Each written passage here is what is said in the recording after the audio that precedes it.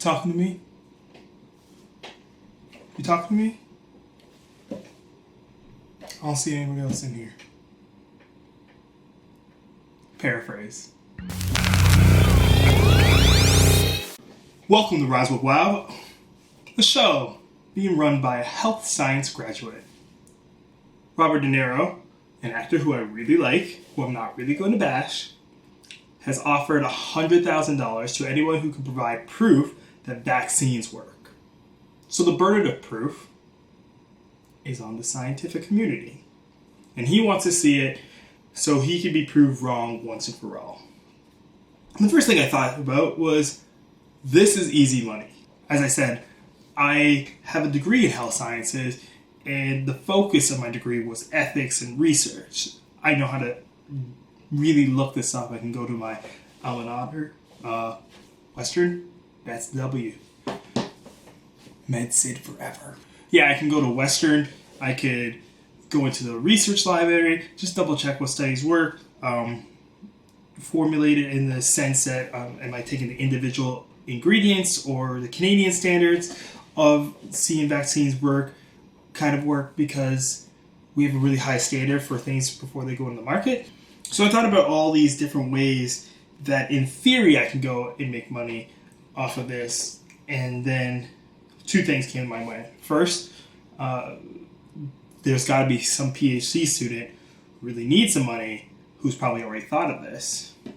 But then the reality of this whole thing set in. So let me go through what I thought of. The first problem is, no matter what papers you present to him, to Robert De Niro and I think Robert Kennedy, that they may not be taken seriously. Like, they may be assumed that you copy them or you doctor the research. You have to basically go through a whole process to prove that the research is research. So that's the first problem. How do you get in contact with Robert De Niro and let him know that you have all this research to present to him? The second problem, which is the big problem, is you have to now explain science to non-science people. You got to explain the process of the thesis, the antithesis, the testing methods, methodology to someone who did not study this methodology. Yeah, Taxi Driver is great. You have an Oscar. None of this are qualifications to show that you're really good at actuarial sciences or any sort of research and methods. No one says you can actually read this stuff. So after you explain how the testing works and how it would go through, and then you do the ethical thing about explaining the side effects, you still have to explain this to someone who is, in this field, a commoner, and then have him go, I believe you, at your word, here's $100,000. Now, I'm sure someone out there is going to try. It's $100,000. They're going to feel like it's a lot of money, and they're going to feel like they're going to be able to explain everything in the research that they find. Good luck to that person. $100,000 can buy happiness. Well, rent happiness. Down payment for happiness. But this is the thing I have a problem with.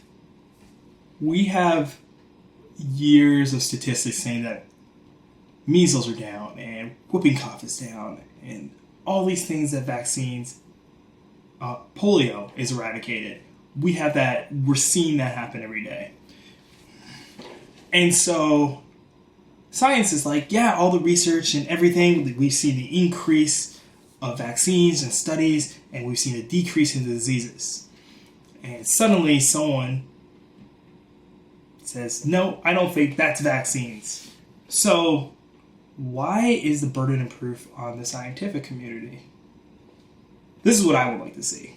I like to see anybody who disputes vaccines to actually do the research and present proof and why the correlation is not on vaccines.